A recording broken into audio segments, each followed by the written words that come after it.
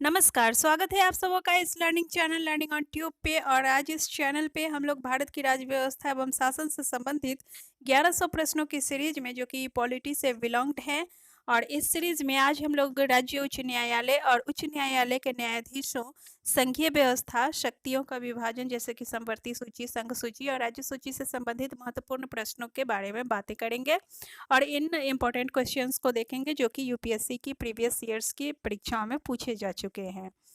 तो अगर अभी तक आपने इस चैनल को सब्सक्राइब नहीं किया है तो प्लीज़ सब्सक्राइब कर लें लर्निंग ऑन ट्यूब को, और साथ ही बेल आइकन भी दबा दें जिससे कि आपको इस चैनल पे अपलोडेड वीडियो से संबंधित महत्वपूर्ण जानकारी सही समय पे मिल सके। तो चलिए स्टार्ट करते हैं इस वीडियो को, जो कि स्टार्ट होगा क्वेश्चन नंबर 481 से। और इससे पहले के 480 क्वेश्चंस को देखने के लिए आपको प्रीवियस वीडियोस को देखना होगा, जो कि जिसका लिंक आपको डिस्क्रिप्शन बॉक्स में मिल जाएगा। तो चलिए स्टार्ट करते हैं क्वेश्चन नंबर 1 यानी कि 481 और इस सीरीज का इस वीडियो का फर्स्ट क्वेश्चन और इस सीरीज का 481वां क्वेश्चन। राज्य की विधान परिषद 4 वर्ष के लिए चुनी जाती है, 5 वर्ष के लिए चुनी जाती है, एक स्थायी सदन है जो कभी भंग नहीं होती, और 6 वर्ष के लिए चुनी जाती है। राइट आंसर होगा राज्य की विधान परिषद एक स्थायी सदन है जो कि कभी भंग नहीं होती। Next question, question number 482। Vidhan Parishad का सभापति कैसे चुनाव होता है सभापति का? तो विधान परिषद का सभापति विधान परिषद के सदस्यों द्वारा चुना जाता है। नेक्स्ट क्वेश्चन है 483। विधानसभा के सदस्य निम्नलिखित में से किसके चुनाव में भाग लेते हैं? विधानसभा के चुनावों के विधानसभा के सदस्य किसके चुनाव में भाग लेते हैं, यह देखने के लिए ऑप्शंस चेक कर लेते हैं पहले।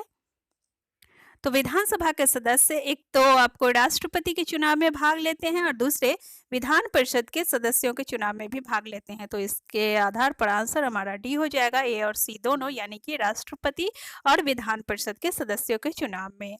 नेक्स्ट क्वेश्चन है क्वेश्चन नंबर 484। प्रायः हर राज्य में एक उच्च न्यायालय होता है, परंतु 2 या उससे अधिक राज्यों के लिए एक ही उच्च न्यायालय की स्थापना की जा सकती है। ऐसा करने का अधिकार केवल और केवल संसद के पास होता है। ठीक है, हर राज्य में एक उच्च न्यायालय होता है, लेकिन कभी-कभी 2 या अधिक राज्यों के लिए एक ही उच्च न्यायालय की व्यवस्था की जाती है और यह केवल संसद ही कर सकती है। Next question, question number 485। प्रायः राज्य के उच्च न्यायालय में एक मुख्य न्यायाधीश तथा 9 न्यायाधीश होते हैं, 11 न्यायाधीश होते हैं, इतने अन्य न्यायाधीश होते हैं जो संसद द्वारा निर्धारित किए जाएं, या फिर इतने अन्य न्यायाधीश होते हैं जो राष्ट्रपति द्वारा निर्धारित किए जाएं। तो राज्य के उच्च न्यायालय में एक तो मुख्य न्यायाधीश होगा और उसके अलावा अन्य न्यायाधीशों की संख्या राष्ट्रपति के अनुसार घटती बढ़ती रहती है। आगे चलेंगे, क्वेश्चन नंबर 486। निम्नलिखित राज्यों या केंद्रीय क्षेत्रों का समान उच्च न्यायालय है? तो वह है पंजाब, हरियाणा और चंडीगढ़ का। तो इन सभी का एक ही उच्च न्यायालय है, यानी कि हाई कोर्ट है। आगे बढ़ते हैं, उच्च न्यायालय का मुख्य न्यायाधीश कौन नियुक्त करता है? उच्च न्यायालय का मुख्य न्यायाधीश को नियुक्त करने का अधिकार केवल और केवल भारत के राष्ट्रपति को है, और वह भारत के मुख्य न्यायाधीश तथा राज्यपाल से परामर्श करके ही ऐसा करते हैं। भारत के राष्ट्रपति, मुख्य न्यायाधीश और राज्यपाल के परामर्श से उच्च न्यायालय के लिए मुख्य न्यायाधीश की नियुक्ति करते हैं। नेक्स्ट क्वेश्चन होगा क्वेश्चन नंबर 488।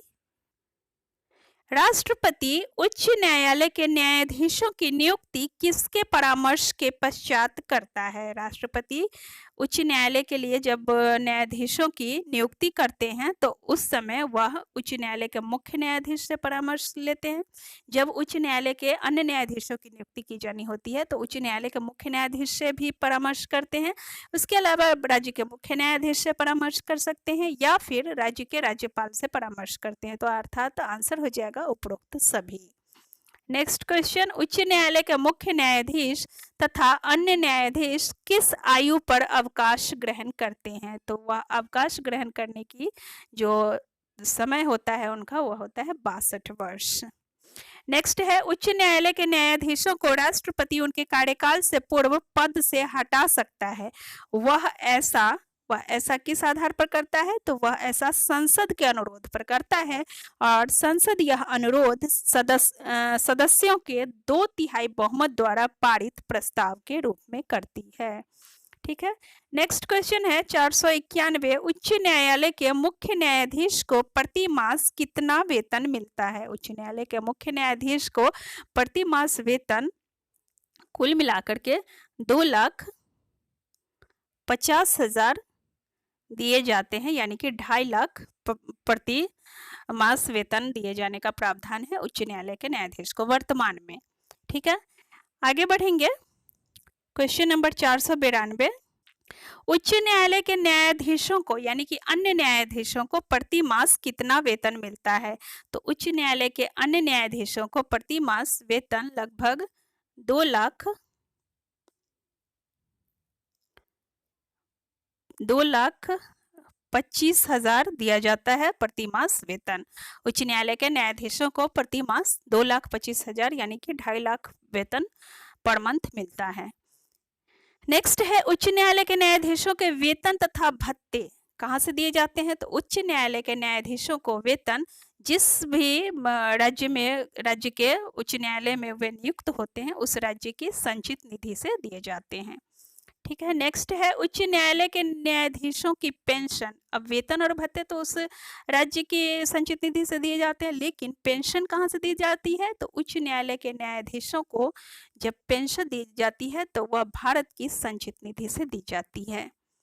नेक्स्ट है उच्च न्यायालय के अधिकार क्षेत्र को बढ़ाने अथवा सीमित करने का अधिकार किसके पास है? उच्च न्यायालय के न्यायाधीशों के उच्च न्यायालय के अधिकार क्षेत्र को बढ़ाने अथवा सीमित करने का अधिकार केवल और केवल संसद के पास है। नेक्स्ट है 496। उच्च न्यायालय को मौलिक अधिकारों को लागू करने के लिए लेख जारी करने का अधिकार है। ठीक है, और यह अधिकार इसे निम्न किस अनुच्छेद द्वारा दिया गया है? यह अधिकार इसे अनुच्छेद 226 के आधार पर दिया गया है। Next question number 497। Question number 497 है निम्नलिखित किस लेख के अंतर्गत उच्च न्यायालय किसी सार्वजनिक अधिकारी अथवा सरकार को यह आदेश दे सकता है कि वह ऐसा कानून लागू न करे जो असंवैधानिक है? तो असंवैधानिकता से संबंधित आदेश देने का अधिकार किसी भी अधिकारी को उच्च न्यायालय को है प्रतिषेध के अंतर्गत, अर्थात प्रोहिबिशन के अंतर्गत वह ऐसा आदेश जारी कर सकती है। ठीक है, नेक्स्ट क्वेश्चन है क्वेश्चन नंबर 498 498। उच्च न्यायालय प्रत्यक्ष रूप से किसके अधीन है? उच्च न्यायालय प्रत्यक्ष रूप से सर्वोच्च न्यायालय के अधीन होता है, भारत के सर्वोच्च न्यायालय। नेक्स्ट है उच्च न्यायालय के न्यायाधीशों की संख्या कौन निर्धारित करता है? उच्च न्यायालय के न्यायाधीशों की संख्या भारत के राष्ट्रपति द्वारा निर्धारित की जाती है।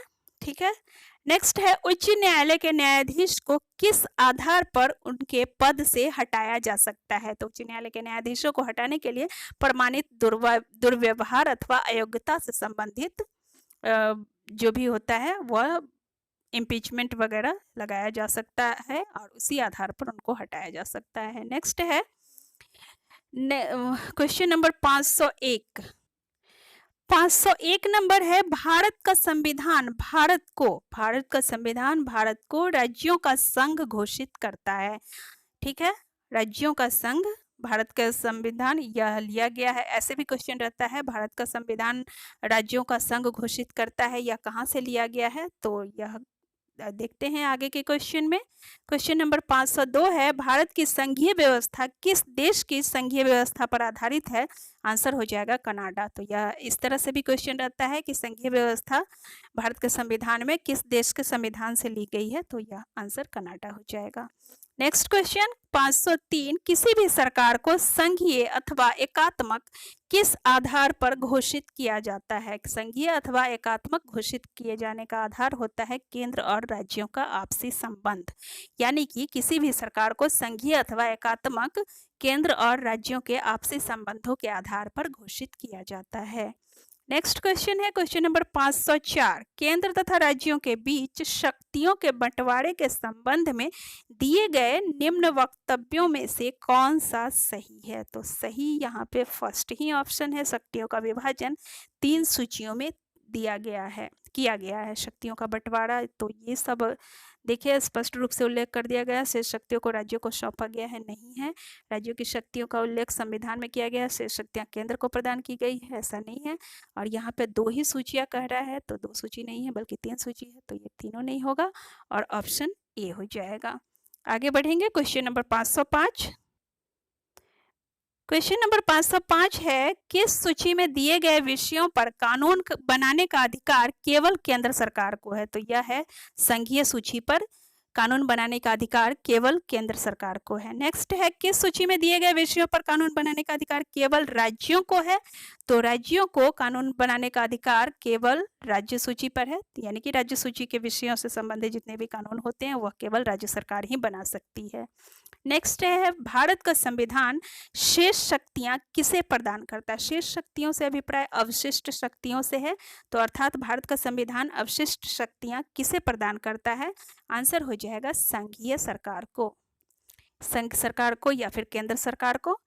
नेक्स्ट है, संघीय सूची में कुल कितने विषय होते हैं? संघीय सूची में कुल मिलाकर के कितने विषय हैं? अगर वर्तमान की बात करें तो संघीय सूची में वर्तमान में 100 विषय हैं, यानी कि 100। ठीक है, तो इस आधार पर अगर हम ये सब ऑप्शन देखें तो इस सब में से कोई नहीं होगा। वर्तमान की बात करें तो 100 क्वेश्चन है संघ सूची में। नेक्स्ट है, राज्य सूची में कुल कितने विषय हैं? राज्य सूची में अगर वर्तमान की बात करें तो राज्य सूची में कुल मिलाकर के अभी 62 विषय हैं राज्य सूची में। तो ये जो 66 हैं ये लागू होते समय है, और वर्तमान की बात करें तो राज्य सूची में वर्तमान में 62 विषय हैं। चलेंगे नेक्स्ट क्वेश्चन की ओर। क्वेश्चन नंबर 510, समवर्ती सूची में कुल कितने विषय हैं? समवर्ती सूची में वर्तमान की बात अगर करें तो वर्तमान में समवर्ती सूची में अभी 52 विषय हैं और लागू होने के समय 47 विषय थे। ठीक है, तो यह जो है 52 यह वर्तमान में है। ठीक है, वर्तमान में। आगे बढ़ते हैं, यदि समवर्ती सूची में दिए गए विषय पर केंद्र सरकार व राज्य सरकार द्वारा बनाया गया कानून आपस में टकराता है तो क्या किया जाएगा? तो केंद्र द्वारा बनाए गए कानून को प्राथमिकता मिलती है।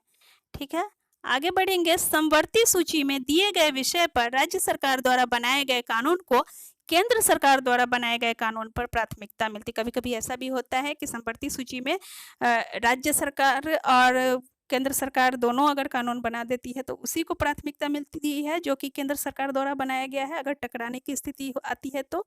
लेकिन कभी कभी ऐसी भी स्थिति आती है कि राज्य सूची को ही प्राथमिकता मिल जाती है। तो ऐसा किन स्थितियों में होता है?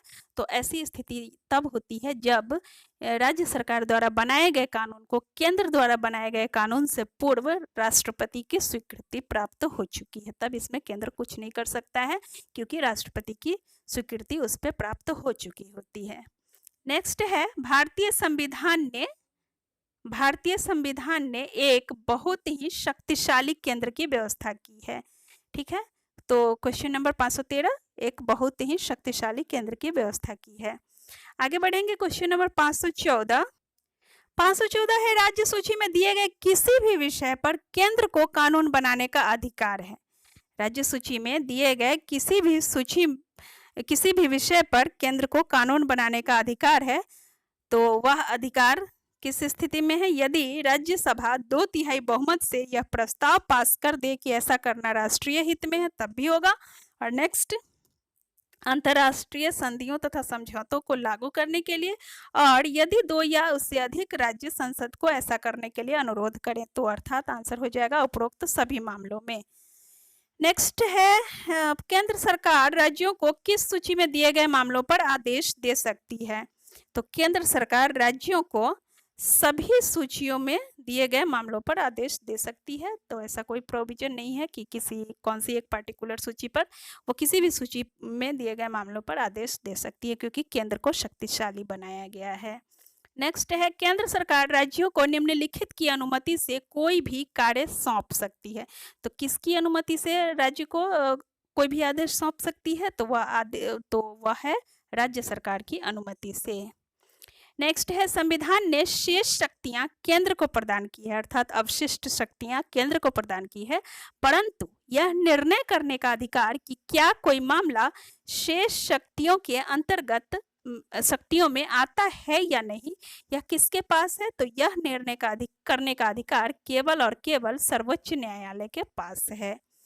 नेक्स्ट क्वेश्चन नंबर 518, निम्नलिखित राज्यों में से किस राज्य की विधानसभा ने दिसंबर 2005 में यह प्रस्ताव पारित किया कि राज्य में अलग उच्च न्यायालय की स्थापना की जाए? तो यह राज्य हरियाणा था। केंद्र राज्यों को अनुदान किस उद्देश्य से प्रदान करता है? तो केंद्र राज्यों को अनुदान देता है राजस्व की कमी को पूरा करने के लिए, ताकि राज्य अनेक प्रकार की कल्याणकारी योजनाएं लागू कर सके। नेक्स्ट क्वेश्चन है भारत सरकार द्वारा केंद्र व राज्यों के बीच संबंधों का पुनः अवलोकन करने के लिए जो आयोग गठित किया गया उसका सभापति कौन था? उसका सभापति RS सरकारिया थे। ठीक है, केंद्र और राज्य सरकारों पर आधारित आयोग जो गठित किया गया था उसके अध्यक्ष थे RS सरकारिया, और इसीलिए इसको सरकारिया आयोग भी कहते हैं। तो ये थे हमारे आज के वीडियो से रिलेटेड 40 क्वेश्चंस, जो कि राज्य उच्च न्यायालय के न्यायाधीश, संघीय व्यवस्था, शक्तियों का विभाजन यानी कि समवर्ती सूची, संघ सूची, राज्य सूची से संबंधित क्वेश्चंस पर आधारित था। उम्मीद है आपको वीडियो अच्छी लगी होगी। तो अगर अच्छी लगी हो तो प्लीज़ सब्सक्राइब करें, अपने दोस्तों के साथ शेयर करें और लाइक और कमेंट भी जरूर करें। And now thanks for watching, bye bye.